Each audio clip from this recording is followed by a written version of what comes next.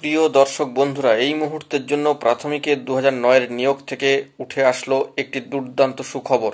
এই মুহূর্তে দাঁড়িয়ে কিন্তু 2009-এর নিয়োগ শুরু হয়ে গেল এই জেলার ক্ষেত্রে।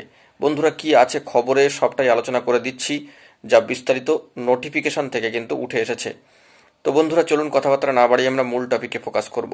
এই মুহূর্তে দাঁড়িয়ে মালদার প্রশাসনিক ওয়েবসাইটে সরাসরি নোটিফিকেশন চলে এসছে মালদা ডিপিএসসির, এবং সেই মর্মে কিন্তু মালদা 2009-এর প্রাথমিকের রিক্রুটমেন্ট প্রসেস শুরু হয়ে গেল কার্যত পিটিশনারদের ক্ষেত্রে। পিটিশনার ভিত্তিক এই রিক্রুটমেন্ট প্রসেসে, যেখানে অনারেবল জাস্টিস সম্মানীয় বিচারপতি রাজাশেখর মান্থা মহাশয়ের নির্দেশ ছিল, এবং কার্যত প্রায় 11টি রিট পিটিশনের ক্ষেত্রে যারা যারা নির্দিষ্ট কাট অফ ডেটের মধ্যে মামলা করেছিলেন, সেই সমস্ত মামলাকারীদের জন্য ভেরিফিকেশনের যে স্ট্যাটাস, সেই সংক্রান্ত নোটিফিকেশন ইতিমধ্যেই কিন্তু জারি হয়ে গিয়েছে।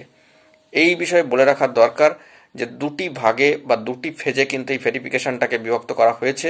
বেশ কিছু পিটিশনারদের জন্য 11/2/2025-এ, এবং বাকি পিটিশনারদের ক্ষেত্রে 12/2/2025-এ কিন্তু মালদা ডিপিএসসিতে এই ভেরিফিকেশন চলবে। সমস্ত অরিজিনাল ডকুমেন্টস, কার্ডিনালস এবং 3 সেট করে সেলফ অ্যাটেস্টেড জেরক্স কপি কিন্তু, অর্থাৎ ফটোকপি নিয়ে কিন্তু যেতে হবে।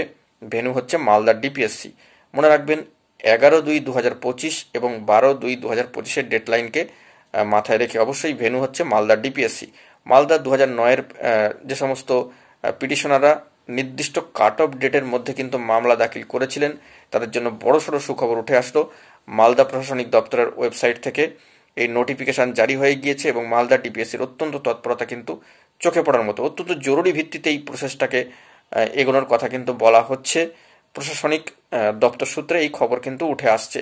এই মুহূর্তে দাঁড়িয়ে বড়সড় খবর আপডেট মালদা 2009-এর প্রাইমারি রিক্রুটমেন্ট প্রসেসকে কেন্দ্র করে। বলা যেতে পারে মালদার 2009-এর বাকি প্রার্থীদের পিটিশনার ভিত্তিক নিয়োগের যে খবর, তা কিন্তু এবার ত্বরান্বিত হলো। তো এখন এটুকুই। সকলে ভালো থাকবেন, চ্যানেলটিকে সাবস্ক্রাইব করে সঙ্গে থাকবেন। ধন্যবাদ।